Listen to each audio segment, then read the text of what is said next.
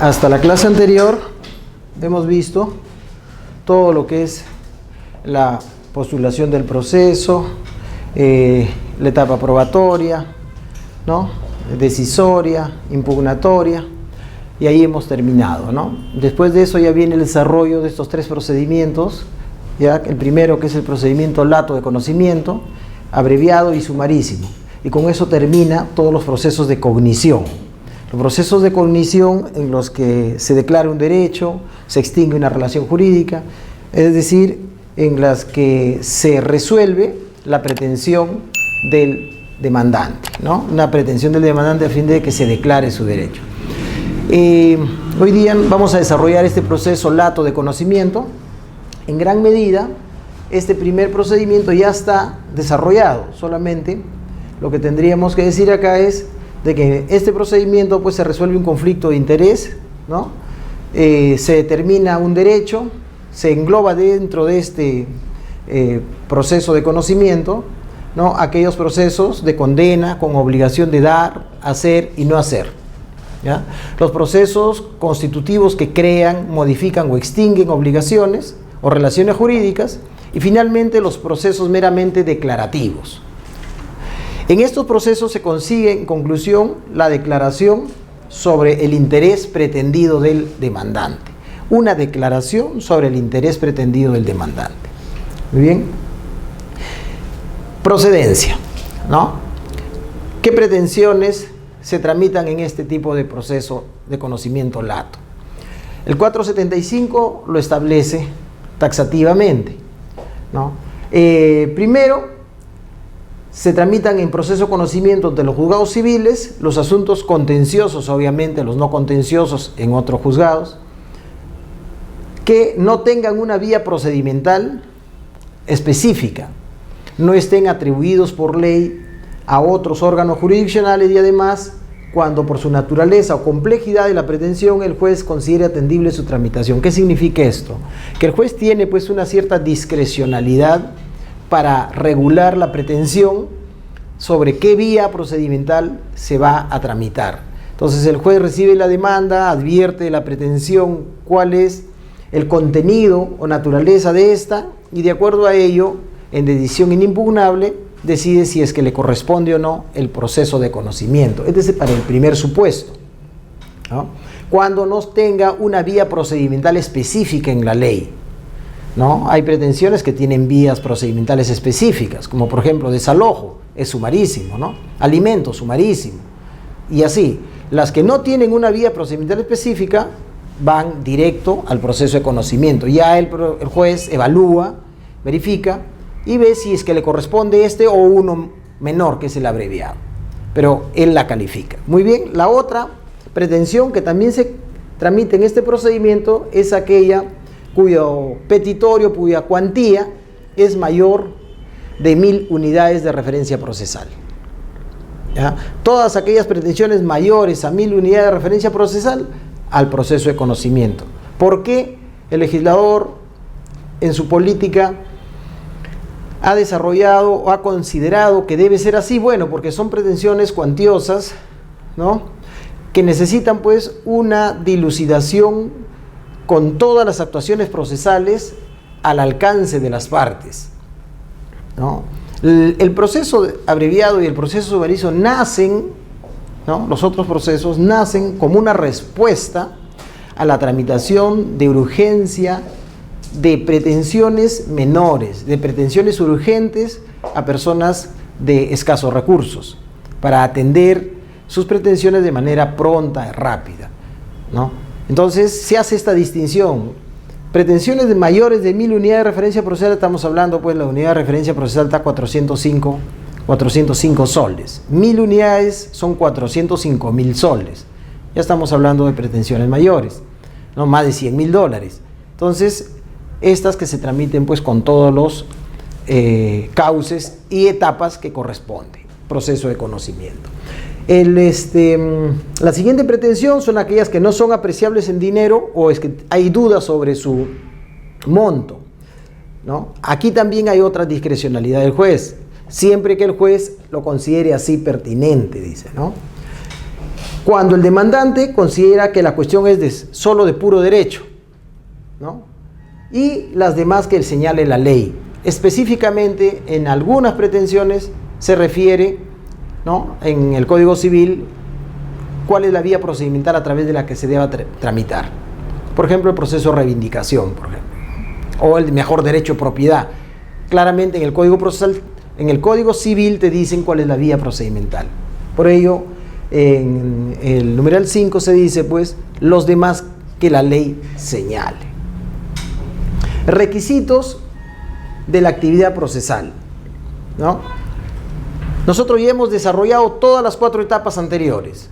Esas etapas anteriores se van a desarrollar sí o sí como actividad procesal en este proceso de conocimiento, ¿no? ¿Cuáles son? La postulación del proceso. ¿En qué consiste la postulación del proceso? ¿Cómo comienza? Ya hemos visto, con la demanda y el emplazamiento regulados del 424 al 441 del Código Procesal Civil. Contestación y reconvención, excepciones y defensas previas, todo eso ya lo hemos visto. La rebeldía, saneamiento del proceso, fijación de puntos controvertidos y saneamiento probatorio, todo lo que hemos visto anteriormente, ¿no?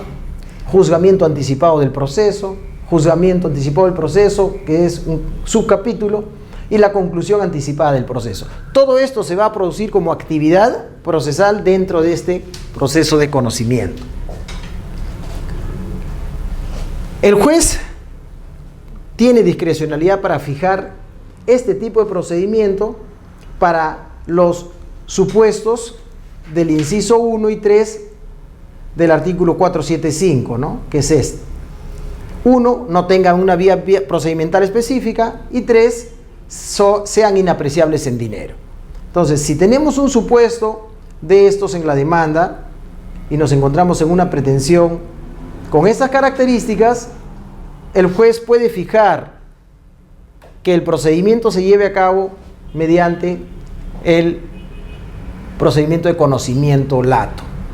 Esta resolución será expedida sin citación al demandado y es inimpugnable. ¿Qué pasa si es que contra esta resolución uno quiere impugnar? Claro, el derecho de acción, por ser derecho de acción, puede llevar tu pretensión de impugnar esta resolución. Pero en este supuesto se estaría ejerciendo tu derecho de acción sin razón y sin derecho. Pero eso no significa que no te invalida tu derecho de acción. Tú lo presentas, te lo van a tramitar, pero obviamente lo van a rechazar. A eso se denomina articulación. Cuando ustedes tengan o les pregunten, ¿esa es una articulación?, significa que no es procedente. No, no es una articulación, si es que está previsto en la ley, ¿no? Que su viabilidad es procedente, entonces no se trata de una articulación. Aquí, por ejemplo, se dice, es inimpugnable. Tú impugnas, apelas o deduces nulidad, ¿no? Entonces, esa es una articulación. Obviamente, las articulaciones que se plantean de manera temeraria van a merecer una sanción, ¿no?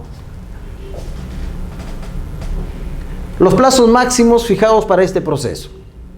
¿Qué plazos máximos tenemos? ¿No? 5 días para interponer tachas u oposiciones, cuestiones probatorias. Ya hemos dicho, ¿cuáles son las cuestiones probatorias? Las tachas y oposiciones. ¿Para qué sirven las cuestiones probatorias? Para restar eficacia a los medios de prueba, ya sea para que no se valoren o para que no se actúen. Eso hay que tener presente, ¿ya? Contado desde la notificación de la resolución que los tiene por ofrecidos. He subrayado que los tiene por ofrecidos porque hay un error en algunos libros que consideran que tener por ofrecidos es tener por admitidos. Recuerden ustedes el momento del saneamiento probatorio. Una cosa es el ofrecimiento de la prueba que se realiza en los actos postulatorios con la demanda, la contestación, y otra cosa es la admisión y el saneamiento probatorio. El saneamiento probatorio se da luego de la fijación de puntos controvertidos, ¿no? En cambio, aquí el ofrecimiento se da con la postulación de la demanda o la contestación de la demanda. Entonces, el plazo de 5 días es obviamente desde la admisión de la demanda, porque en la demanda se dice admítase a trámite la demanda y por ofrecido los medios de prueba. En ese momento se ofrecen, se tienen por ofrecidos. Se corre traslado de esta y se computa pues igual que desde el momento que es para la contestación. Los 5 primeros días, después del día de notificación de la resolución admisoria, después del día de que te hayan notificado, al día siguiente recién se computa. Aquí existe una mala técnica legislativa porque dice 5 días desde la notificación. Si hoy día te notifican, hoy día no se computa. Acá diera la impresión que desde ese día se computa, porque aquí dice 5 días desde la notificación, y no es desde la notificación, es desde el día siguiente de la notificación. ¿Ya? Para todo el cómputo de los plazos procesales es desde el día siguiente. Muy bien. 5 días para absolver estas tachas de oposiciones luego de que se corren traslado, porque como la contestación es de la demanda, aquí 30 días para contestar la demanda y reconvenir. Como tienes 30 días, los 5 primeros días tienes la oportunidad para tachar los medios de prueba contrarios, tachar u oponerte, los 5 primeros días. Es decir, que si se te pasan los 5 primeros días y tú contestas la demanda porque estás en plazo ya hábil al 25 o 30º día y en esa contestación deduces cuestiones probatorias, ya esas no te la van a admitir, a pesar de que estás dentro del plazo de contestar la demanda. Lo mismo sucede para las excepciones o defensas previas, ¿no? 10 días. Los primeros 10 días para interponer excepciones o defensas previas, ¿no?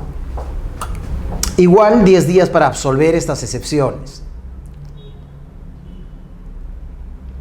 30 días para contestar la demanda y reconvenir. Cuando decimos contestar la demanda, estamos refiriéndonos al tema formal o al tema de fondo. Porque, recuerden, emplazado válidamente el demandado tiene 5 o 4 posibilidades de desplegar su conducta. Primero, no hace nada, silencio. Segundo, se apersona al proceso, nada más. Tercero, solo deduce una defensa formal, excepciones. Y cuarto, contesta la pretensión material. Entonces, el plazo de 30 días es para que tú contestes la pretensión material, el interés contrario, para que tú aceptes lo que te están reclamando o para que lo niegues o contradigas. Se te reclama la propiedad, tienes que contestar respecto de la propiedad. Ya no puedes hacer alusión allí a la relación jurídica formal.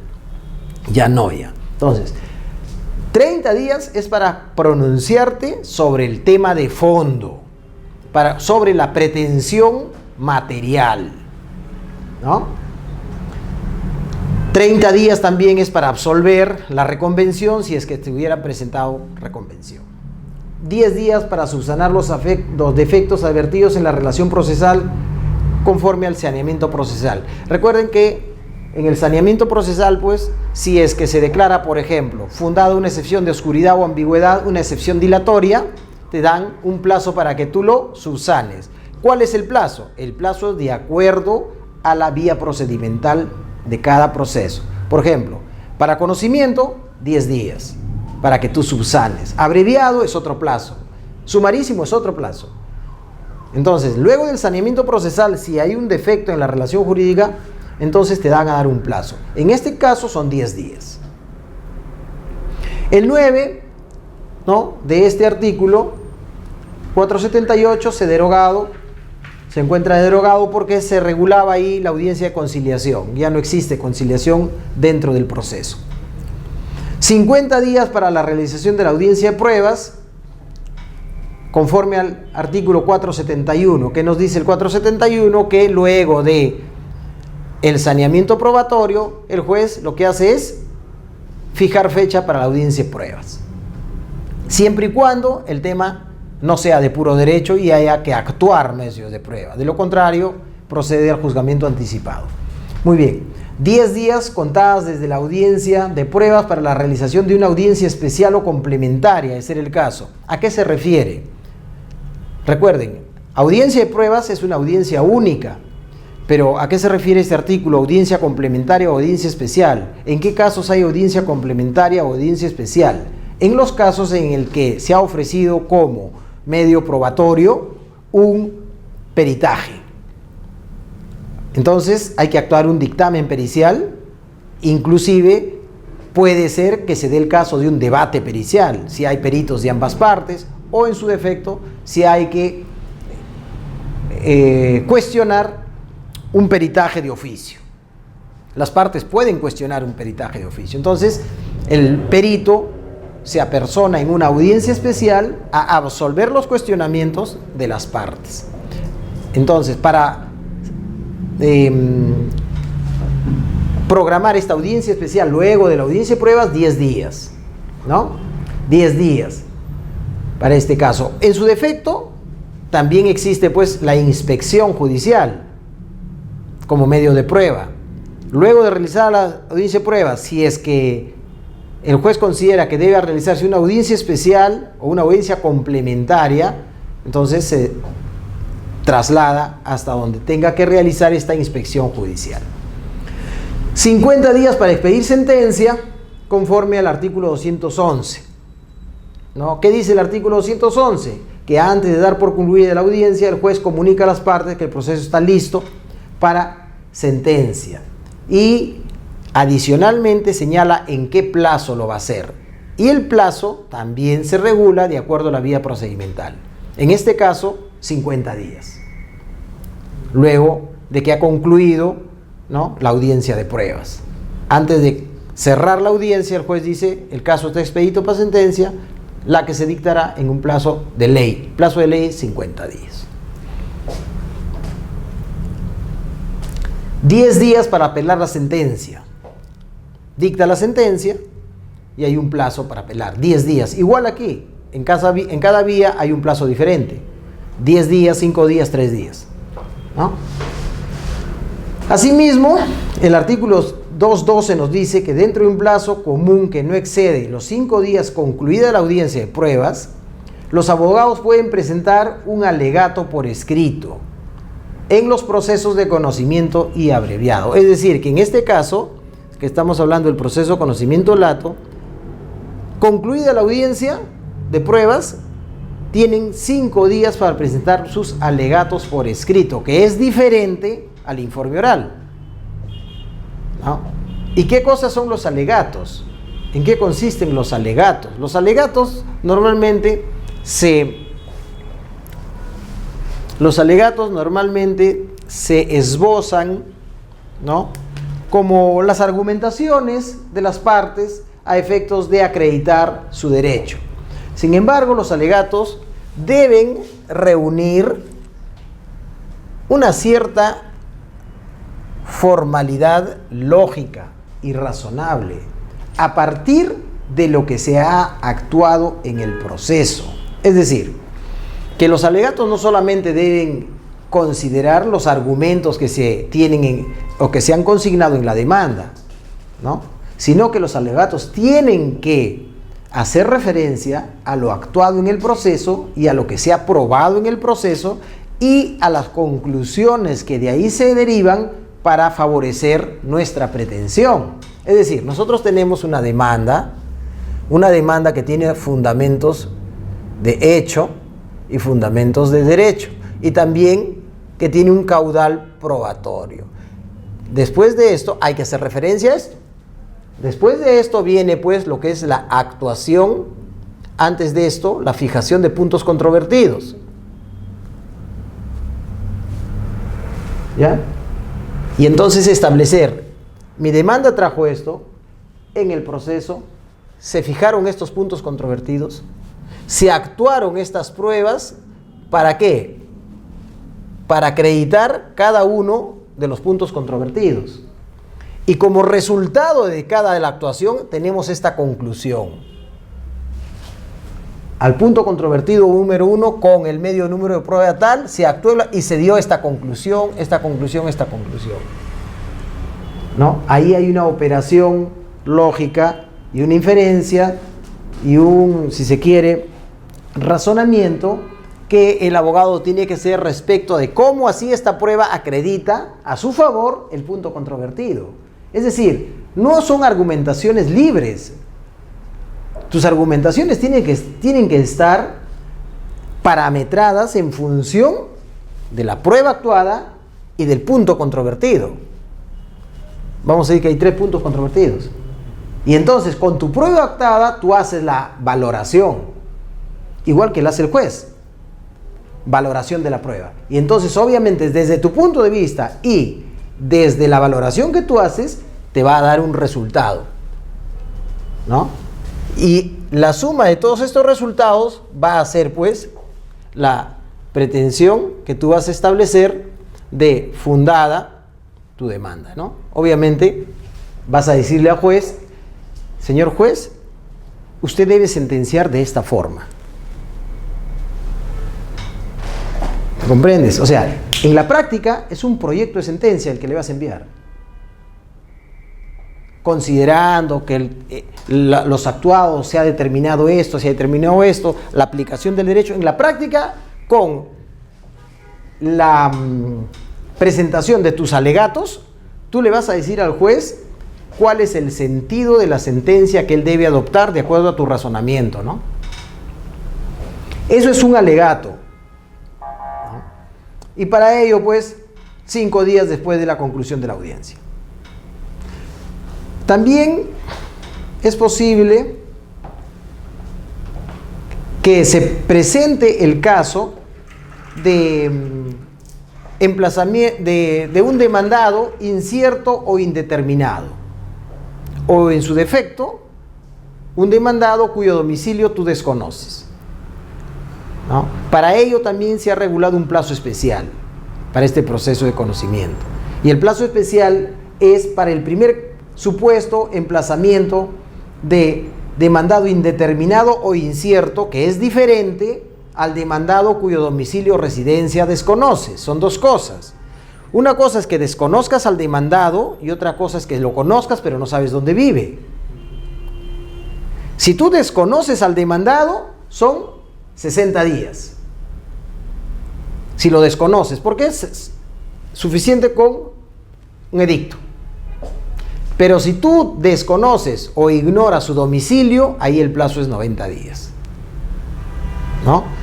Ahí se regulan 2 plazos distintos, ¿no? Doctor, sí. En este caso del tema del domicilio, si después de dar el plazo de 90 días aún así no se le logra ubicar, que hay gente que es muy astuta, muy de mala fe, se muda de un lugar a otro o no da la dirección que se puede hacer antes. Cumplir con el procedimiento religiosamente o minuciosamente. El procedimiento garantiza el derecho de defensa de ese demandado. Si el demandado comparece, no comparece, lo que se garantiza en el proceso es que se haya seguido el procedimiento a efecto de darle la oportunidad a que se presente. Si dándole la oportunidad no lo ha hecho por negligencia, dolo o cualquier otra cosa, es su responsabilidad. Se traslada la responsabilidad a la otra parte. Tú cumples con realizar la formalidad del emplazamiento, que reúne obviamente un conjunto de requisitos como lo hemos visto al inicio, cómo se debe hacer la notificación, cómo debe realizarse un edicto, ¿no es cierto? Entonces, con eso cumples. Es el caso, por ejemplo, domicilios desconocidos, edicto, pues 5 días, con intervalo de 5 días de plazo, 5 veces. Trata de predios rústicos, 3 días, hasta por radiodifusión lo tienes que notificar. No escucha, es su problema ya. Tú cumples con el requisito. Y lo que se verifica en el proceso, si luego se apersona, es si se llevó a cabo el procedimiento cabalmente. Si se llevó a cabo el procedimiento cabalmente, está garantizado el proceso. No hay nulidad. La audiencia de pruebas en este proceso de conocimiento lato se lleva a cabo pues conforme a lo que ya hemos visto, ya lo hemos estudiado, artículos 188 al 304, y antes de dar por concluida la audiencia, ¿no?, se declara pues que está expedito el proceso para sentencia y se produce pues la oportunidad para presentar alegatos. En el código solo se regula para el proceso de conocimiento lato solo una pretensión específica. Eso no significa que sea la única, porque ya hemos visto que aquí entran todas las pretensiones, pero por una cuestión, si se quiere, de regulación específica que requiere este proceso de separación de cuerpo o divorcio causal, se desarrolla cuáles son sus requisitos y la forma en la que se debe llevar a cabo esta pretensión. Entonces, en el código solo se regula esta pretensión. El proceso abreviado, pues se regula en retractos, prescripción, título supletorio, expropiación y cosas por el estilo, ¿no?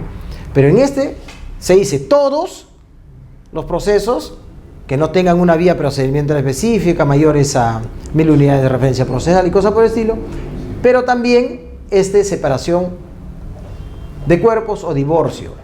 Pero no es una separación de cuerpos o divorcio cualquiera, sino solo aquella separación o divorcio por causal, es decir, donde hay litis, donde hay acusación de una de las partes, de uno de los cónyuges, respecto del otro, de que ha incurrido en una causal de separación de cuerpos o divorcio. ¿Cuáles son las causales establecidas en el artículo 333 del Código Civil? Las siguientes, ¿no? Adulterio, el primero, o sea, tú acusas de adulterio a la otra parte, entonces eso es una causal. En ese supuesto, proceso de conocimiento.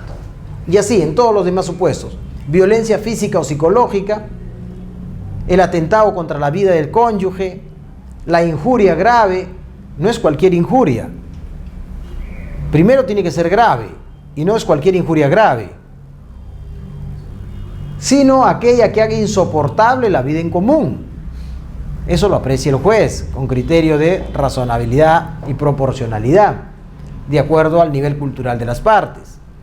Por ejemplo, un matrimonio en el que todos los días existe violencia y todos los días se dicen de todo, de pronto, por una situación común en la que se dicen siempre van a solicitar el divorcio por esta causal, el juez se acredita que no, que si era el trato natural, eso no va a prosperar. Un matrimonio en la que son totalmente pues ajenos a toda violencia verbal, física, en la que el matrimonio se lleva a cabo con un respeto pues incólume, de pronto uno de ellos solamente levanta la voz y agrede verbalmente, se rompió ya la relación, ¿cierto? Eso se tiene que evaluar, ¿no? Que haga insoportable la vida en común, el abandono injustificado de la casa conyugal por más de 2 años continuos, o cuando la duración sumada de los periodos de abandono excede este plazo, ¿no? Abandono injustificado de la casa conyugal. El abandono justificado no da mérito al divorcio ni a la separación de cuerpos. Es decir, por ejemplo, la casuística y la jurisprudencia te dice: mi esposo o mi esposa se fue al extranjero hace 4 años y desde ahí no sé nada, solicito por esta causal la separación de cuerpos. De pronto se entera el esposo, se presenta en el proceso y dice: señor, sí, me estoy más allá, estamos separados más de 4 años, sí, pero yo me fui por trabajo. Y adicionalmente traigo aquí los recibos a través de los cuales yo le he estado mandando o enviando dinero a mi esposa. Cada 3 meses, cada 2 meses, cada 5 meses le mandaba dinero. Entonces yo me fui por trabajo. Abandoné el hogar, sí, pero por una situación justificada. Eso, obviamente, la jurisprudencia te dice que eso no es causal, pues, ¿no? Doctor, ¿y si hubiera presentado una acta policial de separación? ¿De separación o de abandono del hogar? De abandono del hogar. Claro, pero eso es otra cosa, pues, ¿no? Abandono del hogar. Entonces el abandono tiene que ser cuando tú lo presentas, me ha abandonado, hace 5 años que se ha ido, correcto, está aprobado el abandono, el primer supuesto, está aprobado el abandono, ahora hay que probar la justificación, pues. ¿De quién depende probar la justificación? Del demandado, se traslada la prueba a la otra parte.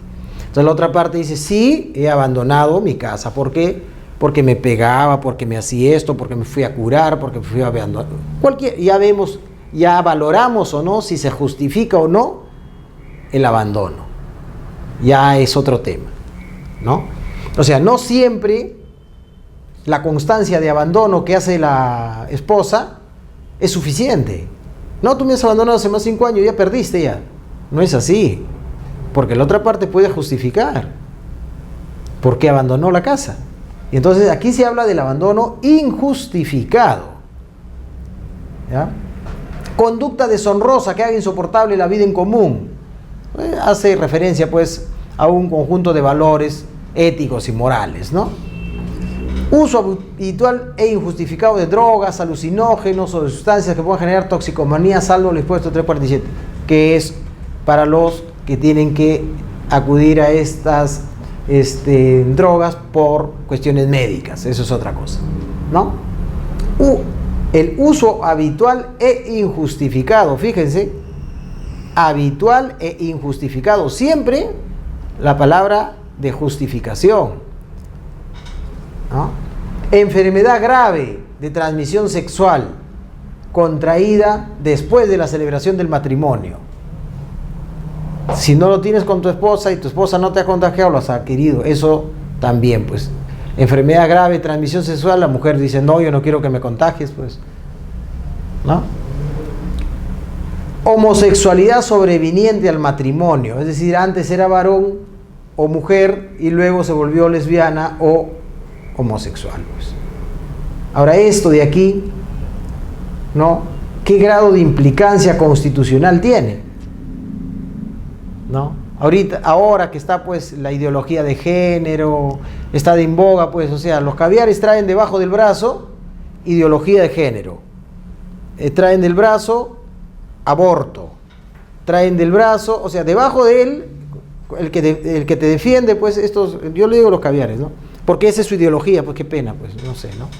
Ellos te van a defender siempre una posición marxista respecto de lo que es el género. Ya no existe pues el sexo masculino o femenino, ya no, ya el sexo lo decide la persona con el desarrollo, dice. Se desarrolla y conforme va creciendo vas eligiendo tu género. Un día te levantas hombre, otro día te levantas mujer y a los 18, 19 años te decides en cuál de los dos te quedas. Son ideologías, pues, ¿no? Ideologías. Muy bien, de repente pues a este señor se casó a los 19 años y como en la mentalidad de estas personas, de repente pues está desarrollándose todavía, a los 19 años decidió ser mujer y ya pues causal de divorcio, pues. O viceversa, ¿no? Como la pregunta que le hace la congresista letona, creo, a la ex ministra de Educación, ¿no? Y le dice, señora ministra, yo quisiera saber si usted, para hacer lo que es ahora, hoy día mujer, tuvo que experimentar los diversos géneros. Eso quisiera que nos diga, ¿no? Pero donde encuentres un caviar rojo, esos izquierdistas, detrás de él vas a encontrar el aborto. Vas a encontrar adopción de menores por parejas del mismo sexo. Vas a encontrar en la unión, el matrimonio homosexual. Detrás de ellos lo vas a encontrar. Esa es su ideología. Todo está junto ahí. Todo viene junto. Bueno, pues yo no comparto y bueno, todos tenemos derecho a disentir, ¿no?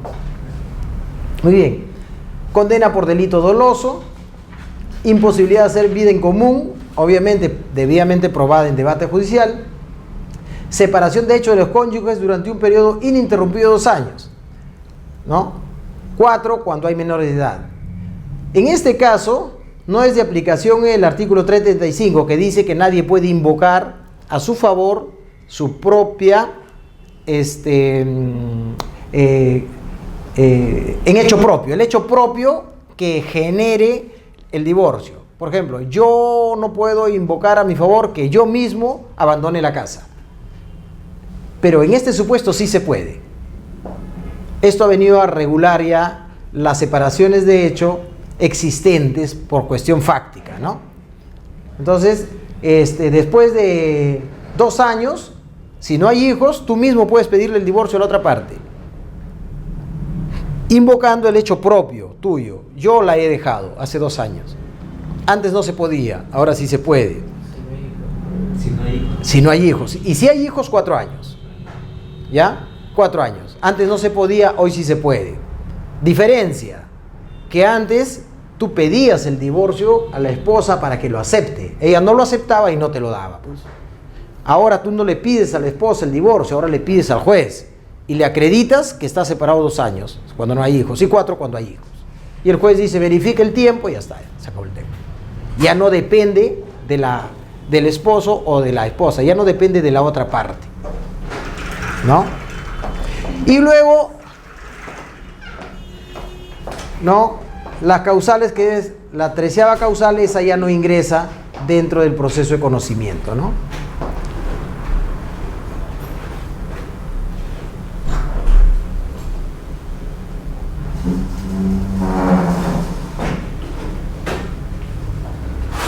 ¿Dónde están aquí?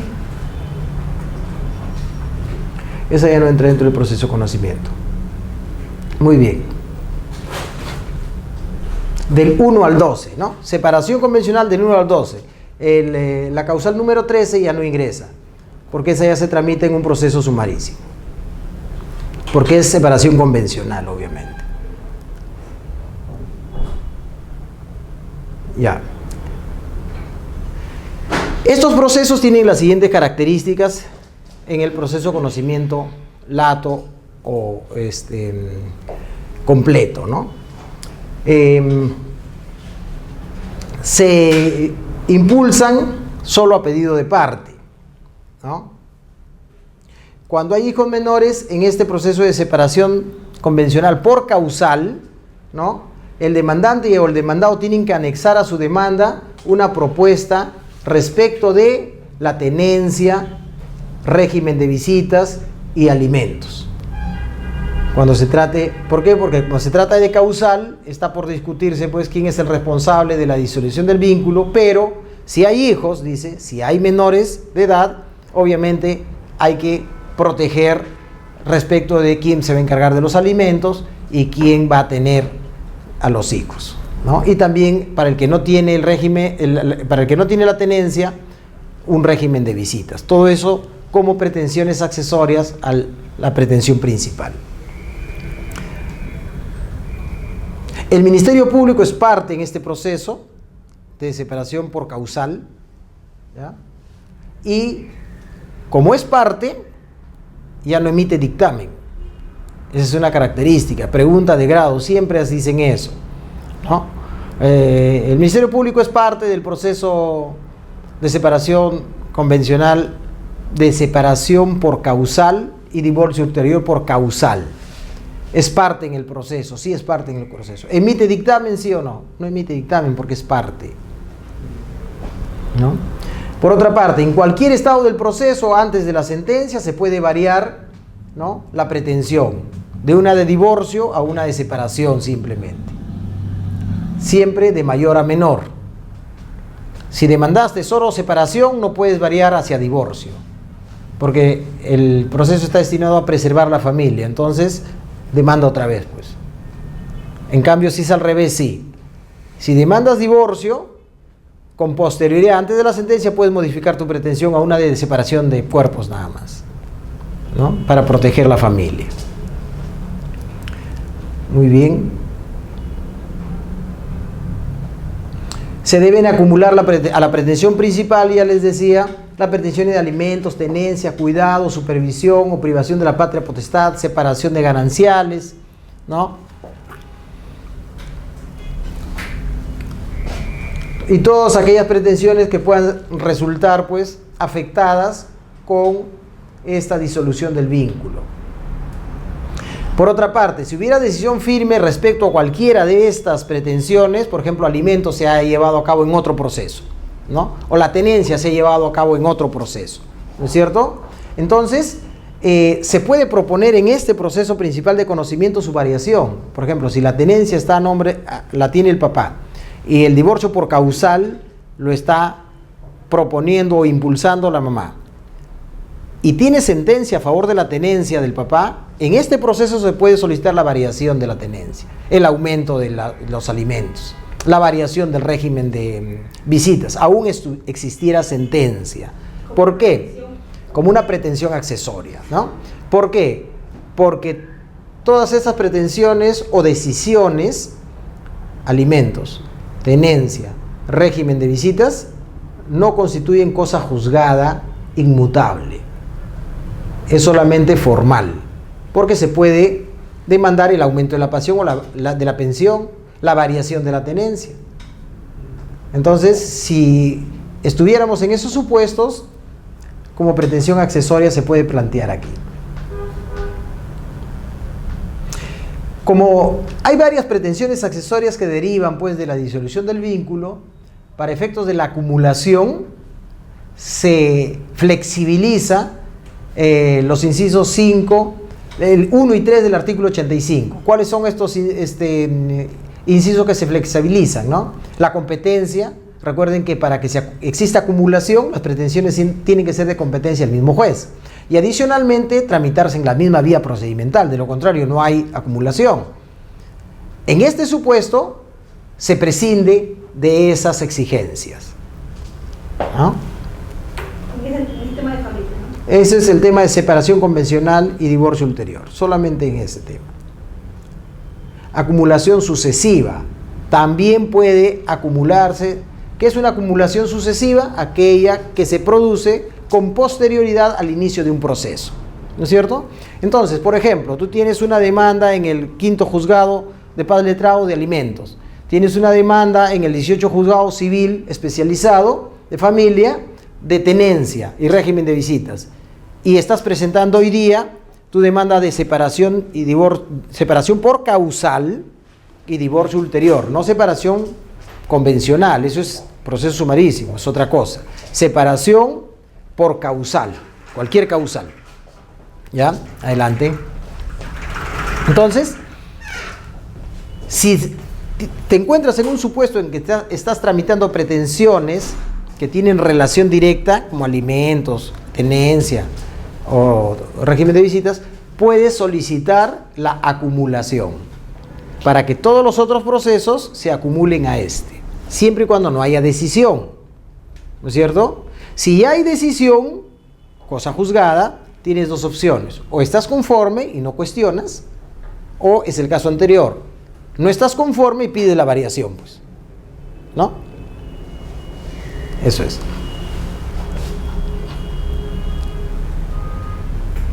¿Cómo se solicita esta acumulación? Acreditando la existencia del expediente, pues, ¿no? Y el juez resuelve decisión inimpugnable. Medidas cautelares en este procedimiento de separación convencional. Perdón, separación por causal. ¿Ya? En este procedimiento de separación por causal puede plantearse medidas cautelares, ¿no? Que tiendan pues a garantizar la tenencia, el cuidado de los niños por uno de los padres o por ambos o por un tutor o un curador, ¿no?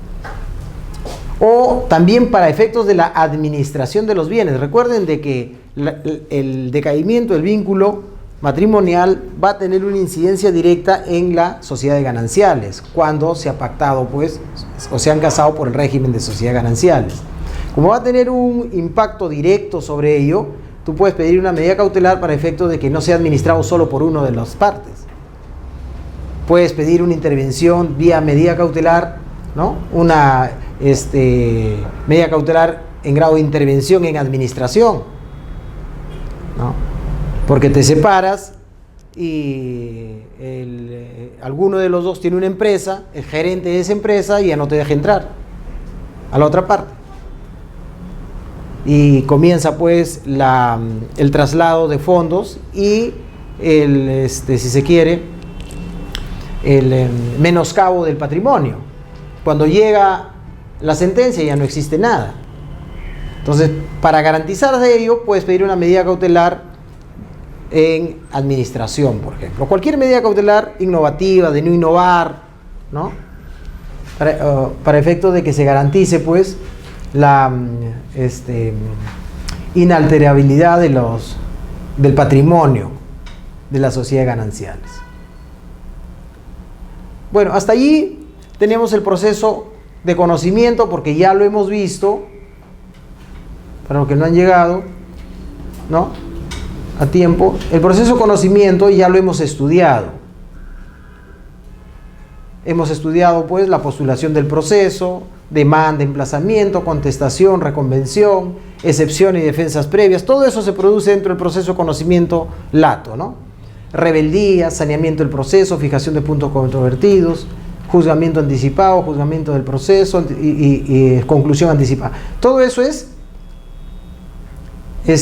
la audiencia de pruebas, también ya lo hemos visto. Y esta es una pretensión exclusiva para el proceso de conocimiento, ¿no? Por eso lo hemos tratado. Una pretensión exclusiva del proceso de conocimiento, que es separación de cuerpos o divorcios por causal, ¿no?, que lo hemos visto. Muy bien.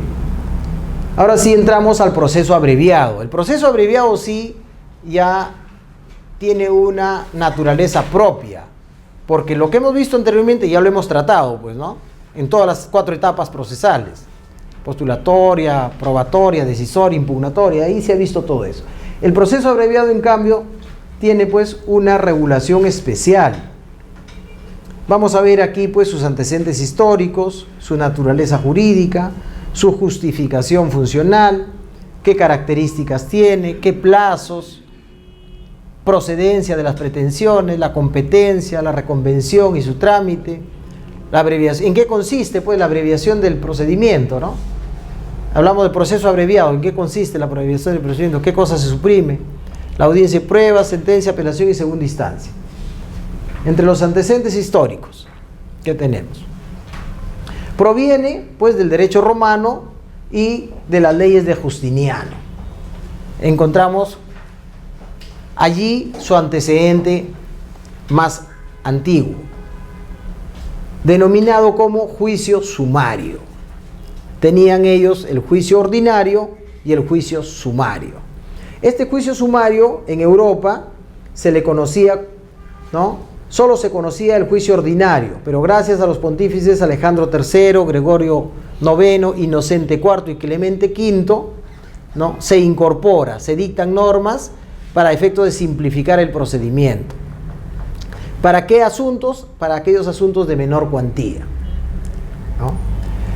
Los estatutarios en las ciudades italianas, en Italia, en los siglos XIII y XIV, ¿no?, incorporan el juicio sumario por razón de la pequeña cuantía y lo diferencia de los juicios ejecutivos. Allí en Italia se diferencian simplemente de los juicios ejecutivos. En Italia existe, pues, lo que es el procedimiento monitorio o el proceso monitorio, que les funciona muy bien, ¿no?, a través del cual el proceso no tiene, pues, las etapas procesales que tenemos nosotros. Es demanda y sentencia. Inmediatamente, demanda, actuación de pruebas y sentencia, ¿no? El proceso monitorio es rápido. Entonces, ellos tienen el proceso monitorio y el proceso ejecutivo, de ejecución, obviamente, ¿no?, de las sentencias. Pero a ellos le agregan, en el siglo XIII y XIV, ellos, el juicio sumario, por razones de cuantía y para proteger a las personas pobres. ¿Por qué? Por la urgencia de resolver sus temas. No podían esperar, pues, el trámite de un proceso ordinario. Se caracterizó por la brevedad de sus plazos, por la supresión de formalidades, en la que el juez dicta sentencia inmediatamente actuada la prueba, ¿no? Muy bien. En el Perú, el proceso abreviado tiene su antecedente en el Código de Procedimientos Civiles de 1912, ¿no? En nuestro Código Procesal Civil, ustedes van a ver en la tercera disposición final, que dice que cuando se haga referencia al juicio sumario de menor cuantía, este es equivalente al proceso abreviado. Entonces, el proceso abreviado actual tiene su antecedente en el proceso sumario o de menor cuantía, que estaba regulado en el anterior código. En el actual código, estos juicios se caracterizan pues por la brevedad y abreviación en el trámite, ¿no? Porque son eminentemente orales. Las excepciones se tramitan conjuntamente con la cuestión principal debatida, y a través de este procedimiento se tramitan una serie de juicios como el interdicto, desahucio. Eso era anteriormente, ¿no? El Código de Procedimientos Civiles. Muy bien. Naturaleza jurídica del proceso abreviado. Es un proceso contencioso, es un proceso de conocimiento o de cognición. ¿Por qué es un proceso de conocimiento? Porque el juez va a resolver la pretensión del demandante, ya sea modificando, extinguiendo o regulando una relación jurídica. Va a declarar el derecho de las partes. Este es un proceso de conocimiento, por ello, el proceso de conocimiento lato también es igual, y el proceso de sumarísimo también es igual. La diferencia son las formalidades, plazos y actos procesales. Los actos procesales son restringidos en este tipo de procesos y los plazos son menores. Menores en cuanto al proceso de conocimiento lato y mayores en cuanto al proceso sumarísimo. Decíamos, en este proceso también el juez resuelve un conflicto de intereses intersubjetivo entre las partes, ¿no? Declara el derecho, determina un derecho. En este proceso se encuentran pues los procesos de condena, ¿no? Con obligación de dar, hacer o no hacer, ¿no? ¿Qué otros procesos? Los procesos constitutivos, que crean, modifican o extinguen relaciones jurídicas. Y finalmente los procesos meramente declarativos. Un proceso meramente declarativo, ¿cuál es? Prescripción adquisitiva de dominio. Declara una situación de hecho ya existente en la realidad, ¿no? Ya cumpliste todos los requisitos, entonces yo te declaro como propietario. Siempre y cuando tú hayas cumplido pues con tu posesión constante, pacífica y pública, más de 10 años. Más de 10 años, con estas tres características, ya eres propietario. Pero tu derecho de propiedad todavía no es oponible. Y ahí el tema va por oponibilidad. Para que sea oponible, necesitas la declaración. Bueno, en cuanto a la justificación funcional, ¿no? Se justifica en los principios de celeridad y economía procesal. ¿Por qué? Porque se tratan de materias de menor complejidad, materias urgentes o de cuantía pequeñas, ¿no? Los que merecen ser tramitados en plazos más cortos que los previstos para un proceso de conocimiento ordinario, ¿no? Se procura la obtención de una decisión sin menoscabar el derecho de defensa. ¿Qué características tiene este proceso abreviado? La principal es un proceso de conocimiento o de cognición. ¿Qué dice Chirino Soto al respecto? Que su nombre cabal debiera ser proceso de conocimiento abreviado. Porque eso es lo que es. Es un proceso de conocimiento abreviado. Y a partir de una nomenclatura corta, se genera una distorsión en su dinámica académica. ¿Por qué? Porque, por ejemplo, al ingresar, yo les preguntaba cuántos tipos de procesos hay, ¿no? Y se confunden, pues. En cambio, si tuvieras el nombre completo, como corresponde, proceso de conocimiento lato, proceso de conocimiento abreviado, proceso de conocimiento sumarísimo, si ese fuera el nombre, entonces tendrías, los tres son el mismo proceso de conocimiento, solamente con distintas regulaciones específicas. Entonces ahí sí sería más fácil encontrar la respuesta en cuáles son los otros procesos, ¿no? Y los otros, pues ya sabemos nosotros, ¿no? El proceso cautelar, el proceso de ejecución y el proceso no contencioso. Eso es lo que regula el Código Procesal Civil. Y ahí sí ya vas a tener una visión completa de lo que es el proceso civil. y no te quedas en estos 3 procedimientos, ¿no? Es un proceso contencioso, obviamente, pues porque hay una litis, ¿no? Hay una litis en el interés intersubjetivo, hay un conflicto, tiene una competencia determinada, y aquí sí la competencia está regulada por la ley, pues, ¿no? Esta competencia está regulada en razón, pues, del grado, territorio y materia, específicamente en el código, en la ley. El artículo 488 fija, pues, la competencia del proceso abreviado para las pretensiones que se deban tramitar en este proceso de conocimiento abreviado. Se abrevian los procesos.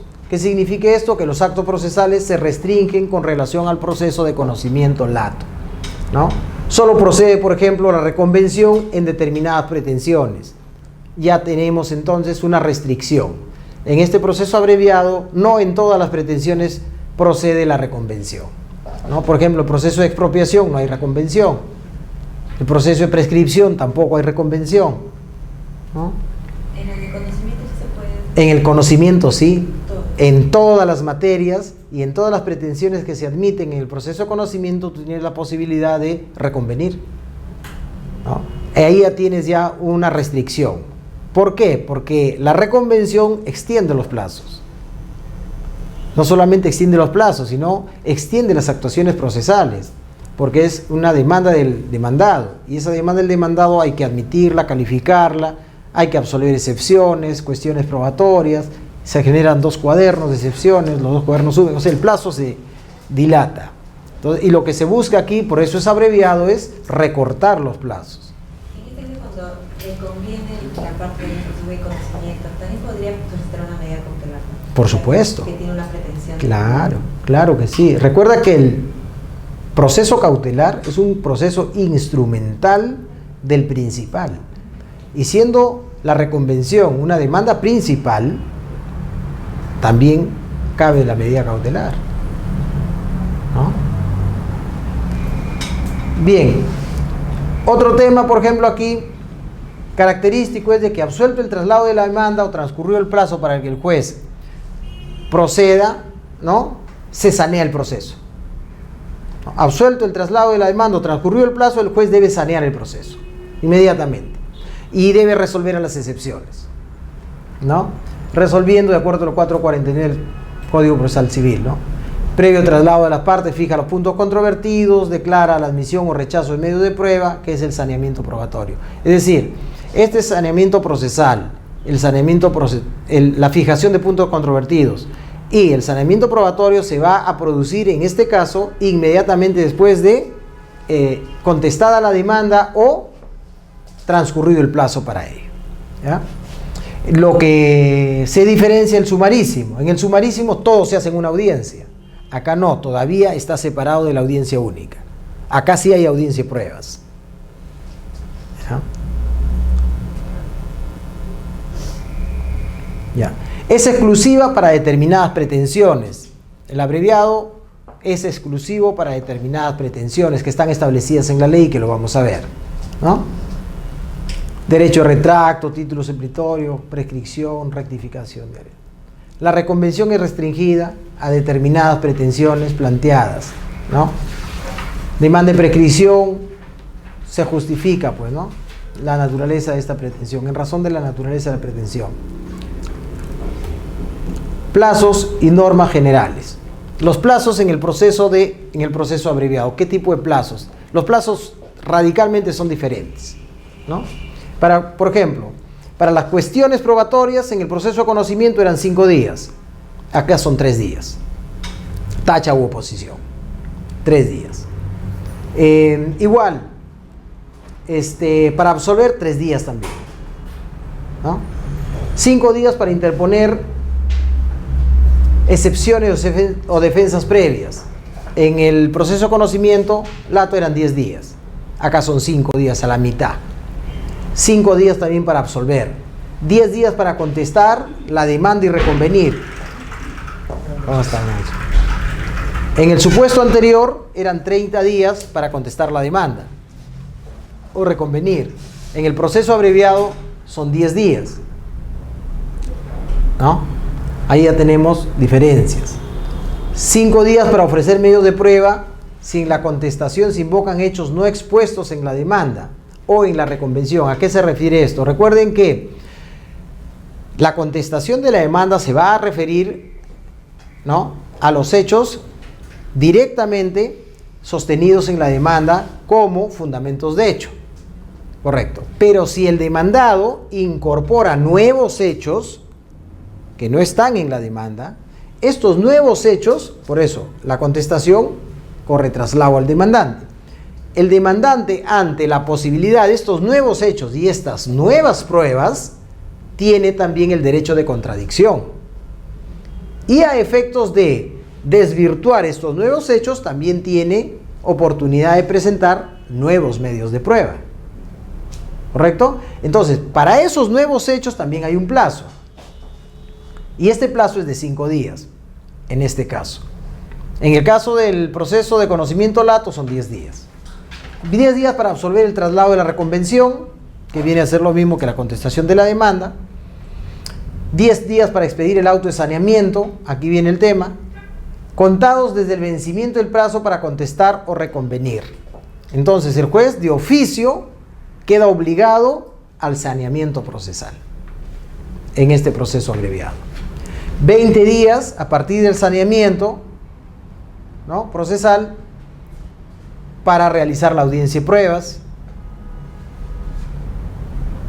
5 días para realizar audiencias especiales o complementarias, de ser el caso. ¿A qué se refieren las audiencias complementarias o especiales? En el proceso de conocimiento se duplica 10 días, en este proceso 5 días. Si se ha ofrecido un medio de prueba, por ejemplo, como una inspección judicial, o se ha ofrecido un dictamen pericial, un peritaje de parte, medio de prueba que se acompaña a la demanda. Contesta la demanda, peritaje de parte, también. Entonces tenemos 2 peritajes de parte. El juez puede señalar una audiencia complementaria, una audiencia especial. ¿Para qué? Para el debate pericial, en la que ambos peritos tienen que ratificarse sobre sus dictámenes. O en su defecto el juez puede señalar o designar a un perito de oficio. Si señala un perito de oficio, entonces solo se tramita en esta audiencia especial el peritaje del perito de oficio. Y en esa audiencia, obviamente, las partes pueden cuestionar este peritaje, este dictamen pericial, se le corre traslado antes de la audiencia a las partes, para que las partes la estudien y puedan tacharlo, cuestionarlo, deducir su nulidad y cosas por el estilo. Y eso se absuelve en esta audiencia especial, ¿no?, que el juez tiene la posibilidad, de ser el caso, de señalar, ¿no? Por eso aquí se hablan de plazos.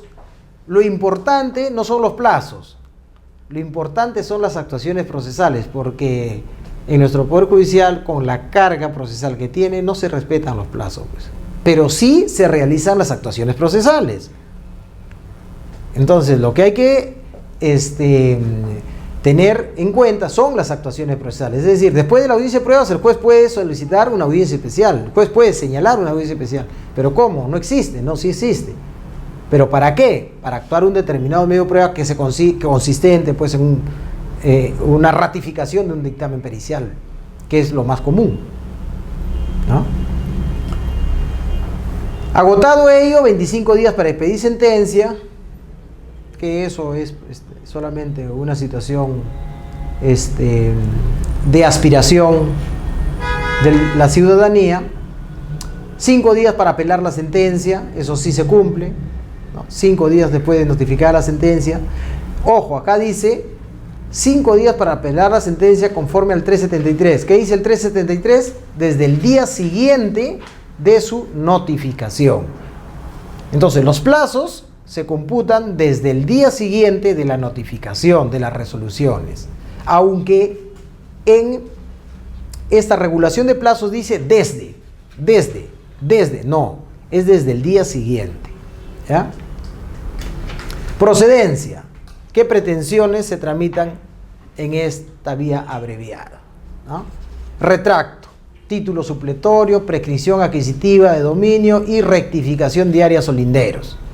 Responsabilidad civil de los jueces, expropiación, tercería, impugnación de acto, resolución administrativa. Aquí, en el 6, por ejemplo, hay que tener en cuenta que ya existe un procedimiento especial, que es la ley 27584, que regula el proceso contencioso administrativo. Y dentro del contencioso administrativo tenemos procedimientos especiales, ¿no? El proceso especial y el proceso ordinario.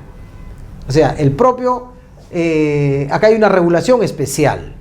Ya en el proceso abreviado se ha excluido, pero el Código Procesal sirve pues como norma supletoria, porque el contencioso administrativo tiene su propia regulación especial, ¿no? La pretensión en cuanto a la cuantía, mayor de 100 y menor de 1000, porque de 1000 para arriba es conocimiento.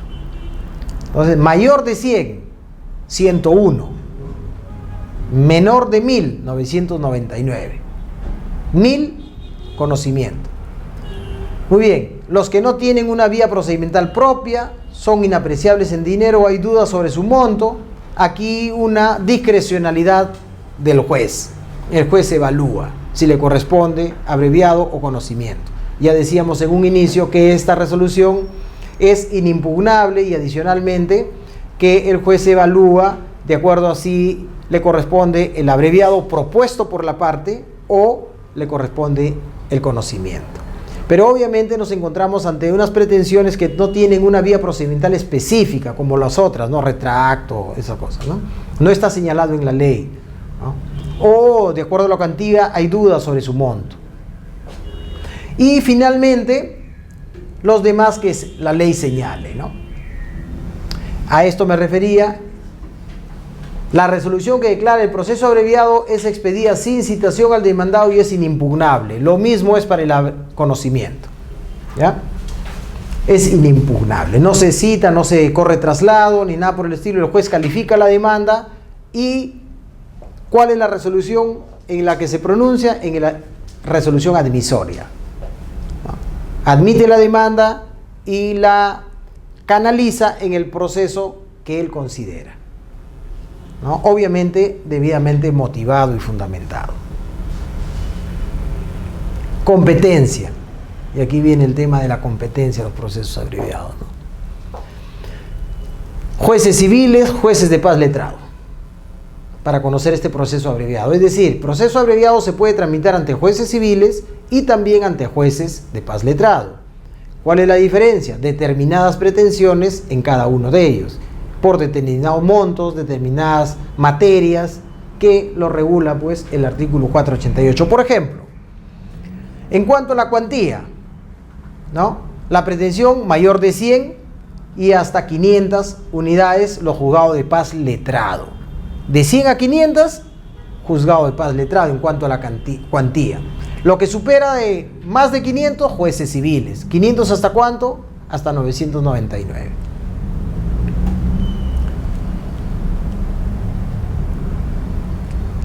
Normatividad supletoria. En este proceso pues se aplica todo lo que hemos estudiado respecto de postulación, estación probatoria y estación decisoria. Todo ello y además la etapa impugnatoria. Todo lo que se ha estudiado se aplica acá, supletoriamente, ¿no?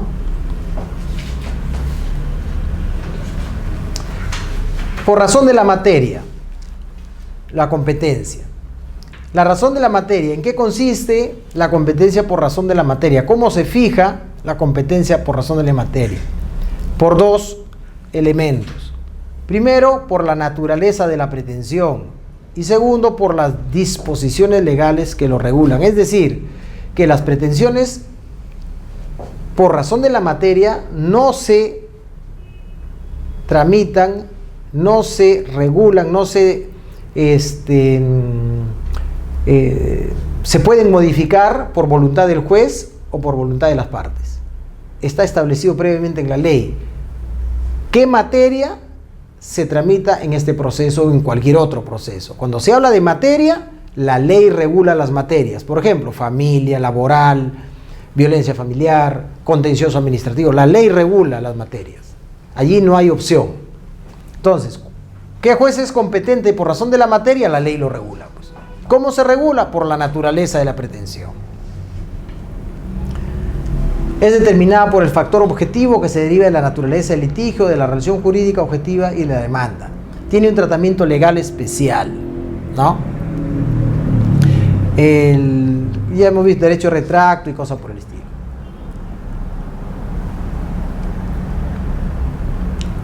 La ley se encarga de definir de manera expresa a qué juez corresponde tramitar cada pretensión. O sea, no hay demasiada complejidad en esta calificación. La ley se encarga. De la relación de pretensiones específicas, ¿no? Aparentemente todas serían de competencia del juez de primera instancia, pero no siempre es así, ¿no? O del juez especializado en lo civil. Pero de acuerdo al valor económico, también pueden ser de competencia del juez de paz letrado.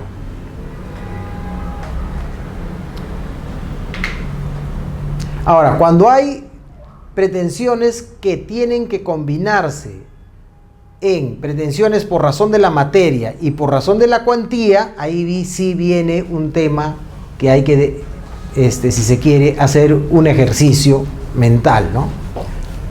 Por ejemplo, ¿qué juez es competente para demanda de título supletorio o prescripción adquisitiva de dominio, ¿no? Hay pretensiones que la propia ley fija la competencia al juez especializado en lo civil o al juez de paz letrado según su naturaleza. Una pretensión específica extrapatrimonial, por ejemplo, ¿no? Respecto, aquí he puesto un tema de representación legal de la sociedad conyugal por abuso de uno de los cónyuges, ¿no? Eso está específicamente establecido para que sea de competencia el juez de paz letrado, ¿no? Razón de la cuantía puede ser tramitada ante el juez especializado en lo civil, mayores de 500, y juez de paz letrado de 100 a 500. De 500 a 1000, juez civil, ¿no? Ahora, también existe esta posibilidad, ¿no? Que la pretensión contenga, pues, un requerimiento de pago en moneda extranjera. ¿Se puede tramitar? Sí, se puede tramitar. Moneda extranjera, no solamente dólares, moneda extranjera. Cualquier moneda extranjera. La diferencia es de que al momento de interponer la demanda, tú tienes que establecer el tipo de cambio. ¿De qué día? Del día que interpones la demanda. No de la fecha del contrato que tú estás reclamando. Una obligación de dar en moneda de libras esterlinas de hace 10 años, el tipo de cambio era 10 soles por libra esterlina, y hoy día el tipo de cambio es 5 soles. El tipo de cambio es de la fecha que interpones la demanda, para establecer la cuantía y establecer también las tasas judiciales que tienes que pagar, ¿no? Juez de paz letrado, cuantía, más de 100 hasta 500. Grado, función. Estamos hablando del proceso abreviado, ¿no? Hay algunas, ¿no?, clases específicas de funciones que desempeña un juez en determinado proceso, según la instancia o grado, obviamente. En los artículos 28 y 488 del Código Procesal Civil se establece la competencia funcional, de acuerdo a la Ley Orgánica del Poder Judicial. Entonces, ahí se establece quiénes son competentes para dirigir el proceso abreviado, ¿no? El juez civil y el juez de paz letrado. Grado o función, competencia por grado o función. O sea, el respaldo normativo de por qué el juez especializado y por qué el juez de paz letrado lo garantiza, pues, la Ley Orgánica del Poder Judicial. La Ley Orgánica del Poder Judicial establece, pues, este tipo de competencia por grado, ¿no? ¿Qué artículos 28 y 48 del Código Procesal Civil y la Ley Orgánica del Poder Judicial? Fíjense, pero también no solamente ellos tienen conocimiento o tienen competencia para conocer el proceso abreviado, sino también, por ejemplo, ¿no? En el proceso abreviado se tramita la pretensión de responsabilidad civil de los jueces. Lo hemos visto, ¿no? Vamos a ver acá. Responsabilidad civil de los jueces. Procedencia. ¿Qué tipo de pretensiones? Responsabilidad civil de los jueces.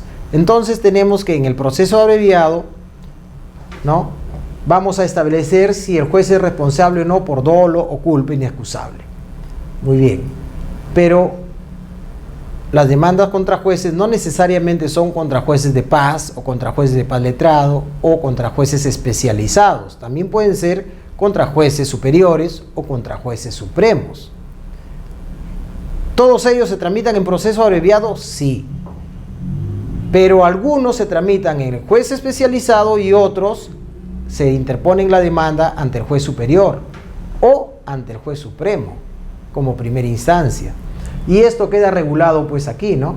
Por ejemplo, en primera instancia los vocales de la Sala Civil de la Corte Superior y los vocales de la Sala Civil de la Corte Suprema de la República, ¿no? Tal es así que conforme se desprende el 511, es competente en primera instancia la Sala Civil o Sala Mixta de la Corte Superior de Justicia cuando se atribuye responsabilidad civil a un juez de paz letrado o a un juez especializado. Entonces, contra ellos, ¿quién es competente en primera instancia? La Sala Civil de la Corte Superior. Pero cuando se demanda la responsabilidad civil de un Supremo, entonces la Sala Civil de la Corte Suprema hace de juzgado de primera instancia o hace las veces de primera instancia, ¿no? Y la segunda instancia, la Sala Constitucional. Doctor, lo que es responsabilidad civil, el juez, por ejemplo, que yo soy los tribunales administrativos, por ejemplo, que hayan tomado una decisión, por ejemplo, ¿ya? ¿no? Y posteriormente la persona demanda por indemnización, por daños y perjuicios, ¿no?, por la decisión que haya tomado el tribunal administrativo. Ellos en calidad de vocales, de tribunales administrativos, ¿son responsables personalmente por la administración? Sí. ¿O por el cargo? Son responsables personal, administrativa, civil y penalmente. Ahora, ¿cómo se establece esas diferentes responsabilidades? ¿No? Por ejemplo, la responsabilidad personal se tramita a través de este proceso de responsabilidad civil. Claro. Esa es la responsabilidad personal. Sí, yo por el ejercicio Ahora, de trabajar en un tribunal administrativo y una persona que no está de acuerdo con la decisión que hemos tomado de repente en el tribunal, voy a tener que pasar de ahora, administrativamente vienen las sanciones pues administrativas, ¿no? El proceso administrativo es otra cosa, ¿no? Responsabilidad penal si hay pues delito, ¿no? Funcional es de igual manera, ¿no? Si se ha incurrido en algún tipo de responsabilidad disciplinaria, funcionalmente. Entonces ahí tienes diversas. Aquí, por ejemplo, en la responsabilidad civil solo se sanciona si es que existe dolo o culpa inexcusable. O sea, para que el juez sea responsable personalmente, civilmente, tiene que haber dolo o culpa inexcusable. ¿Y qué cosa es el dolo? ¿En qué consiste la culpa inexcusable? Obviamente, pues ahí hay un conjunto de cosas que es difícil de pasar, pero ahí está. Por ejemplo, ¿no?, el juez es civilmente responsable, se dice, cuando en ejercicio de su función causa un daño a las partes. En el ejercicio de su función causa un daño a las partes. Cuando actúa, siempre que actúe, pues, con dolo o culpa inexcusable. Ahora bien, vamos a analizar qué es el dolo en el juez. Porque no es el dolo que está regulado en el Código Penal. No. Es otro dolo. Porque la propia norma te dice qué es el dolo. para este tipo de proceso de responsabilidad personal. Y te dice, la conducta es dolosa siempre y cuando el juez incurre en falsedad o fraude. Es decir, si no ha incurrido en falsedad o fraude, cualquier otra conducta, así sea dolosa penalmente, no lo hace responsable civilmente. Entonces han cerrado el tema para que la conducta dolosa sea exclusivamente si es su conducta o ha incurrido en falsedad o en fraude. Muy bien. ¿Y cómo así se establece esta falsedad o el fraude? ¿No? Eso hay que verificar. Falsedad, obviamente ya sabemos qué es la falsedad, ¿no? Si es que un documento no ha sido pues suscrito por el que lo ha emitido, sino por otro, o porque ha sido adulterado. A eso se refiere la falsedad. Bueno, la falsedad también pues porque no reúne uno de los requisitos propios del acto jurídico procesal, ¿no? Siempre y cuando eso cause un daño, ¿no? Y el fraude ya pues es actuar contra la ley, ¿no? Muy bien. También dice si deniega justicia al rehusar u omitir un acto o realizar otro por influencia. Es decir, fíjense, si deniega justicia al rehusar u omitir un acto o realizar otro por influencia. O sea, denegar justicia sí le está permitido, pero lo que no le está permitido es hacerlo por influencia. Así de enrevesado es este artículo, ¿no? Por eso es de que es difícil encontrar pues responsabilidad, ¿no? Fíjense. Dice omitir un acto. Fíjense. O si deniega justicia. ¿De qué forma deniega justicia? Cuando rehúsa u omite un acto. O sea, no te doy justicia cuando rehuso realizar un acto o omito un acto. En vez de hacer una declaración de un testigo, no lo tramito, ¿no? Pero no solo que me olvide tramitar, no. Si no lo tramito por influencia. Si no es por influencia, no tengo conducta procesal dolosa. Entonces, lo que hay que acreditar es, primero, la influencia de algún tercero que haya recaído sobre él. La influencia. Ahora, la culpa inexcusable. Grave error de derecho. Interpretó inadecuadamente, de manera insustentable. Si él interpreta la ley y lo sustenta, no tiene problemas. Pero si interpreta una norma y no lo puede sustentar jurídicamente, allí sí hay problema. ¿Ya? Pero eso ya es culpa inexcusable. Ya no es doloso, ¿no? Dice, o causa indefensión al no analizar los hechos probados por el afectado. Tú presentas una prueba, el juez no te lo admite, no te lo valora, causa indefensión, eso es culpa inexcusable. Pero ahí sí hay al menos una posibilidad pues de que no se te haya valorado tus medios de prueba y con ello hayas perdido el proceso. Sí hay posibilidad de demandar la responsabilidad civil de los jueces. Estábamos por acá.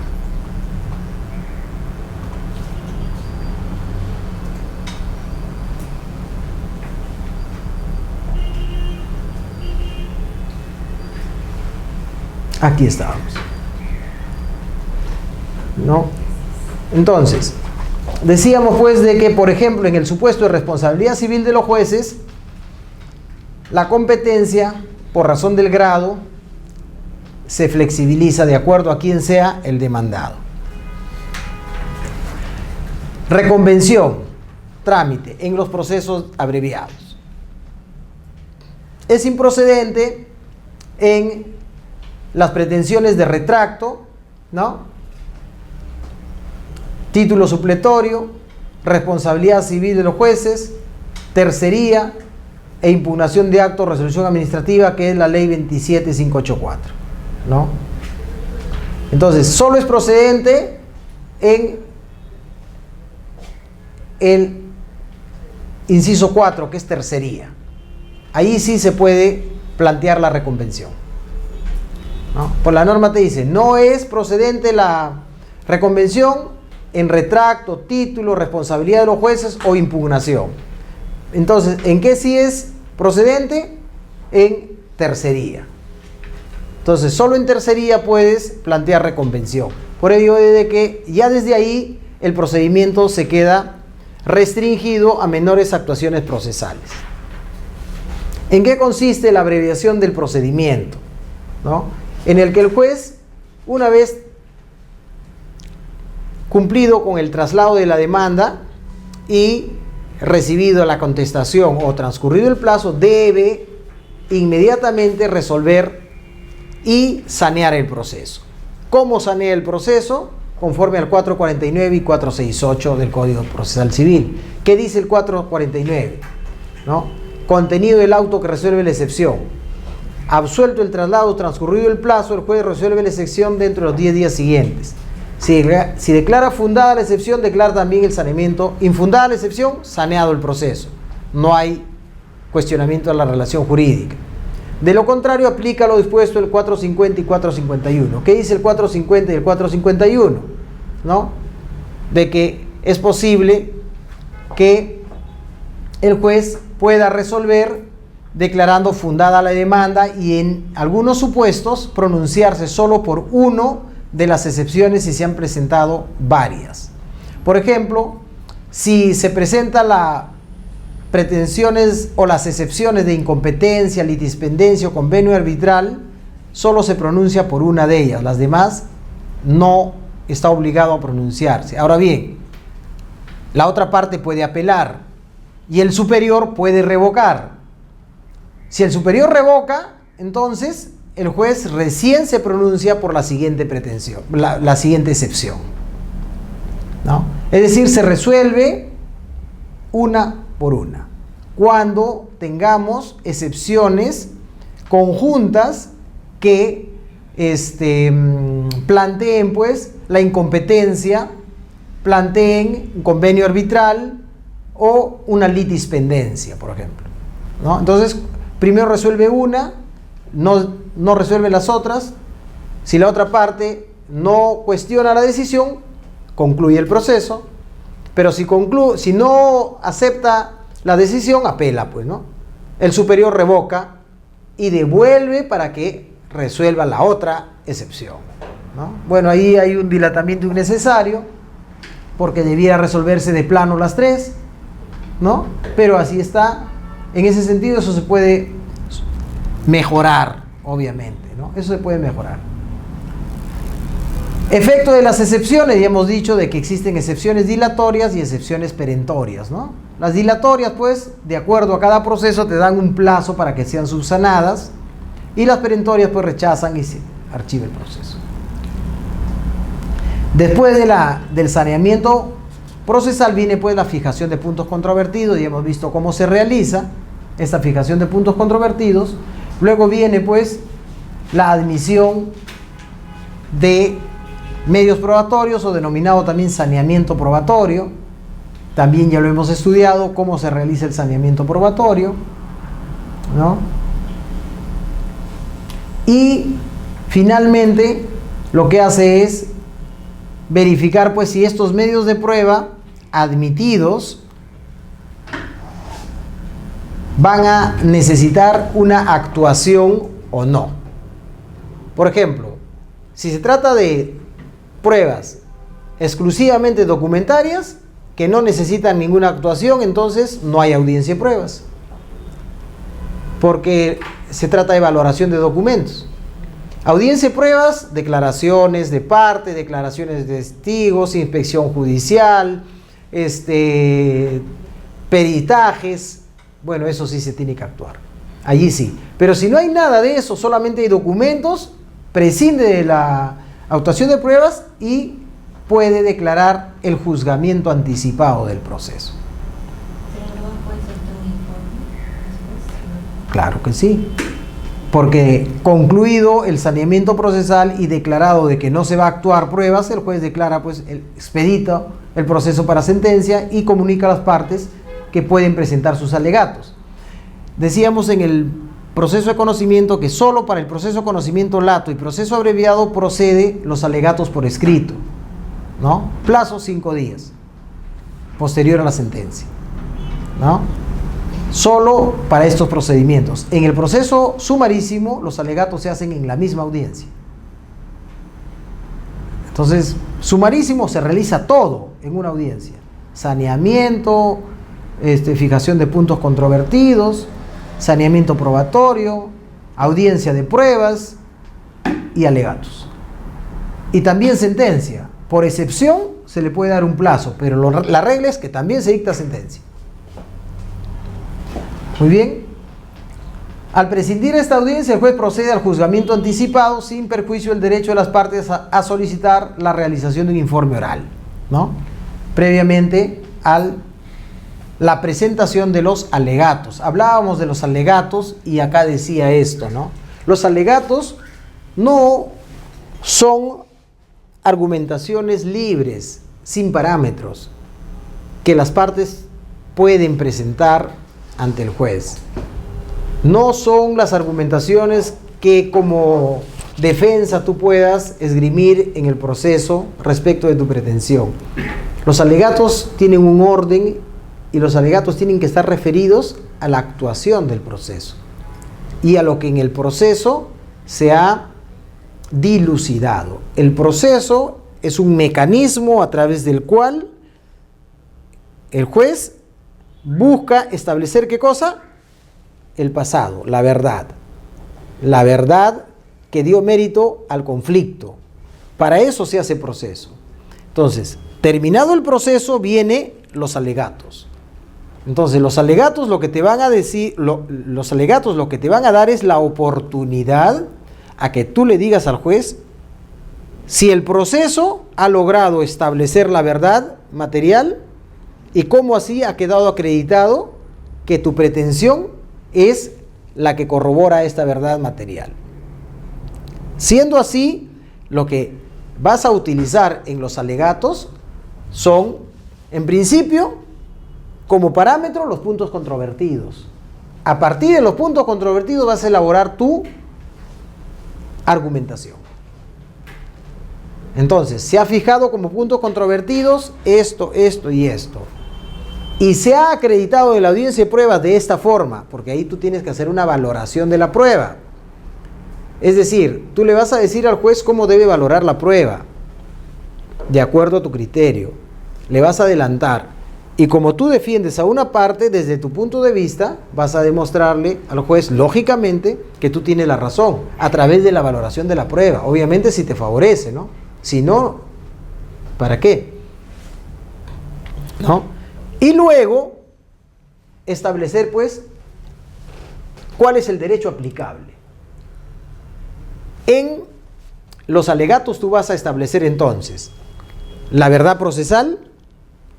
Primero, la fijación de puntos controvertidos, o sea, el punto controvertido 1, la verdad procesal respecto a ese punto controvertido, que es el supuesto fáctico, y luego el derecho aplicable, ¿no? Sobre qué ley, artículo o norma se subsume.